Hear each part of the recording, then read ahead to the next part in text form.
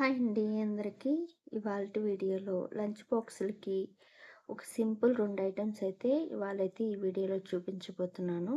ఎంతో టేస్టీ అయిన, ఎంతో రుచిగా చాలా బాగుంటుంది. ఇది లంచ్ బాక్స్‌కి కానీ, లేకపోతే అప్పటికప్పుడు చేసుకొని తినాలన్నా కూడా చాలా టేస్టీగా చాలా బాగుంటుందనమాట.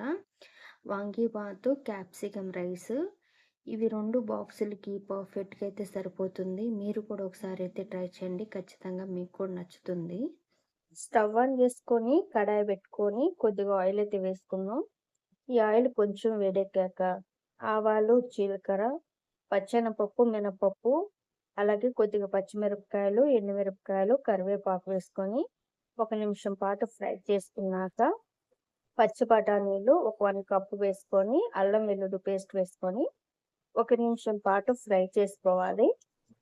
1 నిమిషం పాటు ఫ్రై అయ్యాక సన్నగా కట్ చేసుకున్న వాంగీబాతు వంకాయల్ని ఇలా చిన్న చిన్న ముక్కలుగా కట్ చేసుకొని ఉప్పు నీళ్ళలోకి వేసుకొని ఆ తర్వాత ఇవి వడకట్టుకొని వేసుకోవాలి.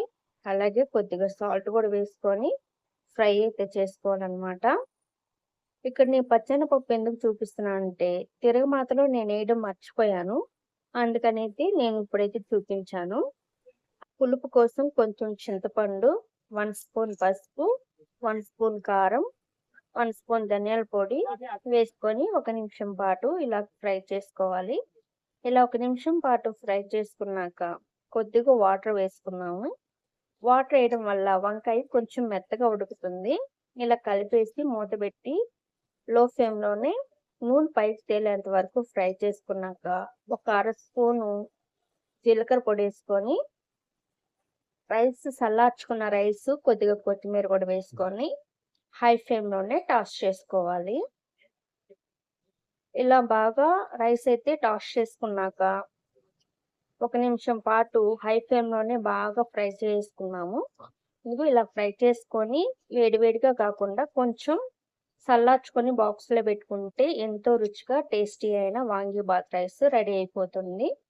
మనం తినాలనుకుంటే వేడివేడిగా తినేయొచ్చు. కానీ బాక్స్‌లో పెట్టేది కాబట్టి స్మెల్ రాకూడదు కాబట్టి చల్లార్చుకొని పెట్టుకుంటే బావుంటుంది.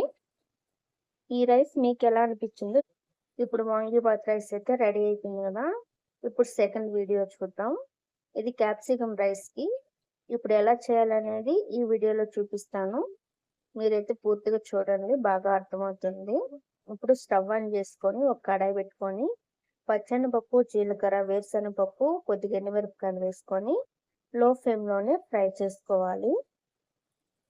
ఇలా కొంచెం ఫ్రై అయ్యాక ఒక 1 స్పూను నువ్వులు వేసుకొని కొంచెం కలుపుకున్నాక ఒక 1 స్పూను కొబ్బరి పొడి ఆపేసుకొని చల్లార్చుకొని పొడి చేసి పక్కన పెట్టుకోవాలి. ఇప్పుడు సెపరేట్‌గా ఒక కడాయి పెట్టుకొని కొద్దిగా ఆయిల్ వేసుకున్నాము.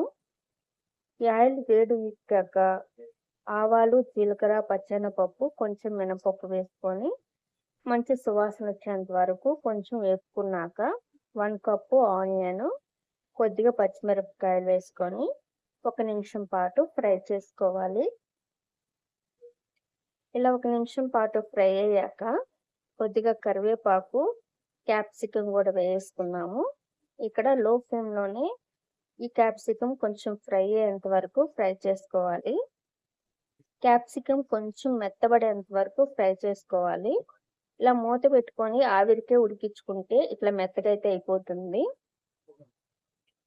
ఇలా అయిపోయాక రుచికి సరిపడా సాల్ట్, కొంచెం పసుపు వేసుకొని కలుపుకోవాలి.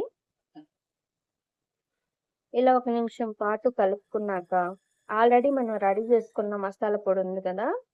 ఆ పొడి కూడా అయితే వేసుకొని 1 నిమిషం పాటు కలుపుకుందాము. ఇలా పొడి బాగా క్యాప్సికమ్ పట్టేంత వరకు, ఉప్పు, కారం పట్టేంత వరకు ఫ్రై చేసుకున్నాక ఉడికించి చల్లార్చుకున్న రైసు వేసుకొని కొద్దిగా కొత్తిమీర కూడా వేసుకొని హై ఫ్లేమ్‌లోనే బాగా టాస్ చేసుకున్నాము. దీని టేస్ట్ చాలా డిఫరెంట్‌గా, చాలా టేస్టీగా చాలా బావుంటుంది. మీరైతే ఖచ్చితంగా అయితే ట్రై చేయండి. చాలా బావుంటుందనమాట. ఇవి లంచ్ బాక్సులకి కరెక్ట్‌గా సూటబుల్ అవుతుంది. మనం డైలీ పప్పు, కూరలంటే తీసుకెళ్ళాలంటే చాలా కష్టము.